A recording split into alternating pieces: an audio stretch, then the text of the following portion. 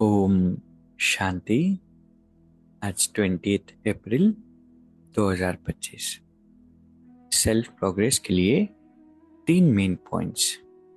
Point number 1 है सभी को ठिकाना देने वाले रहमदिल बाप के बच्चे रहमदिल भव। रहमदिल बाप के रहमदिल बच्चे किसी को भी भिखारी के रूप में देखेंगे तो उन्हें रहम आएगा कि इस आत्मा को भी ठिकाना मिल जाए, इसका भी कल्याण हो जाए। उनके संपर्क में जो भी आएगा उसे बाबा का परिचय जरूर देंगे। जैसे कोई घर में आता है तो पहले उससे पानी पूछा जाता है, ऐसे ही चला जाए तो बुरा समझते हैं। ऐसे जो भी संपर्क में आता है उससे बाप के परिचय का पानी जरूर पूछो। अर्थात दाता के बच्चे दाता बनकर कुछ ना कुछ दो ताकि उसे भी ठिकाना मिल जाए। तो कितना सुंदर आज का ये पॉइंट है कि हम रहमदिल बाबा के रहमदिल बच्चे हैं, परमात्मा की संतान हैं। और जैसे हमारे घर में कोई मेहमान आते हैं तो पानी जरूर पूछते हैं, अगर पानी लेकर ना जाए तो बुरा समझते हैं। ऐसे ही जो भी आत्मा हमारे कांटेक्ट में आती है उन्हें बाबा का परिचय देना है, ज्ञान की कुछ बातें बितानी है, कुछ ना कुछ उन्हें हमारे द्वारा मिले, चाहे अलौकिक संबंध से आए चाहे लौकिक संबंध से। लेकिन ये संस्कार हमें अपने अंदर डालने हैं। और हमारी दादियाँ, हमारी दीदियाँ, उनके अंदर ये संस्कार बहुत गहरे थे। चाहे कोई भी आत्मा हो उन्हें बाबा का परिचय ज्ञान से अवगत जरूर कराते थे। चाहे सेवा के लिए जा रहे हो, ऑटो वाला व्यक्ति हो या कारीगर हो, कोई भी हो, सभी को परिचय देते थे। तो किसी को भी बिना पानी दिए नहीं भेजना है, विच मीन्स बाबा का परिचय दिए बिना या कुछ न कुछ हमारे द्वारा उसे प्राप्ति हो। दूसरा पॉइंट है यथार्थ वैराग्य वृत्ति का सहज अर्थ है जितना न्यारा उतना प्यारा। वैराग माना संसार से दूर हो जाना नहीं, लेकिन इस अवेयरनेस के साथ चलना, ये जो बाहर चीजें हैं वो आत्मा को संतुष्ट नहीं कर सकती। तो बाहर की प्राप्तियों के पीछे भागते नहीं हैं, लेकिन उन चीजों से भी भागते नहीं हैं। मीन्स कि सबके बीच में रहते हुए सबको प्यार देते हैं, लेकिन उस प्यार की एक्सपेक्टेशन नहीं होती। जिम्मेवारियां निभाते हैं लेकिन उसमें इंटेंगलमेंट नहीं होती।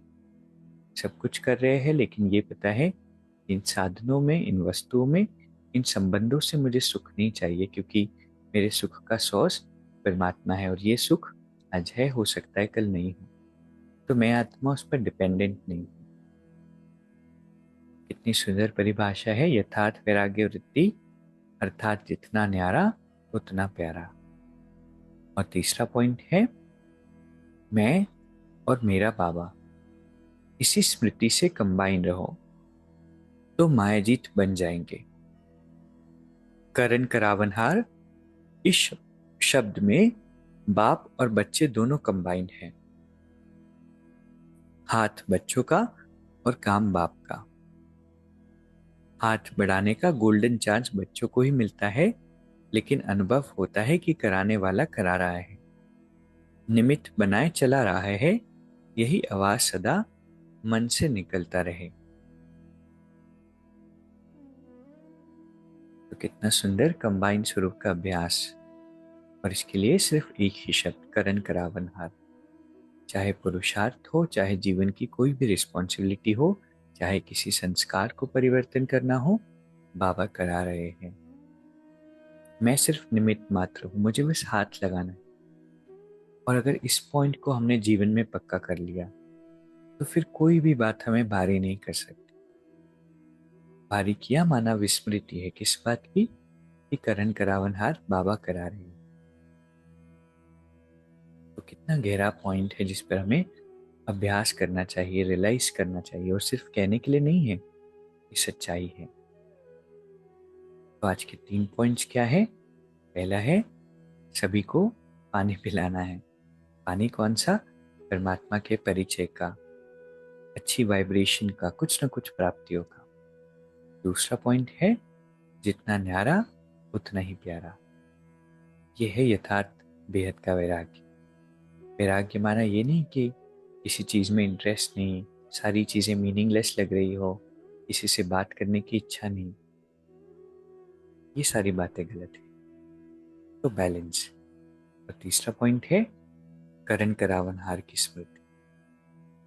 तो अभी 1 मिनट हम मेडिटेट करेंगे। मैं एक विशेष आत्मा हूं। इस बात को मुझे बहुत गहराई से रियलाइज करना है कि चाहे लौकिक हो चाहे अलौकिक, करण करावनहार परमात्मा करा रहे हैं और मैं तो सिर्फ निमित्त हूं। तो मेरे मन पर कोई बोझ नहीं, मेरी कोई रिस्पॉन्सिबिलिटी नहीं। बाबा करा रहे हैं और मैं करती जा रही हूं।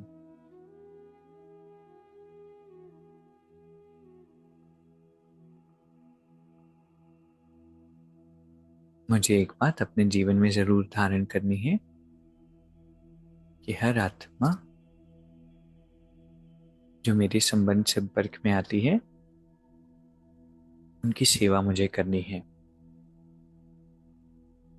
सभी को परमात्मा का यथार्थ परिचय देना है। और बाबा हर पल मेरे साथ है। शांति। शुक्रिया, शुक्रिया।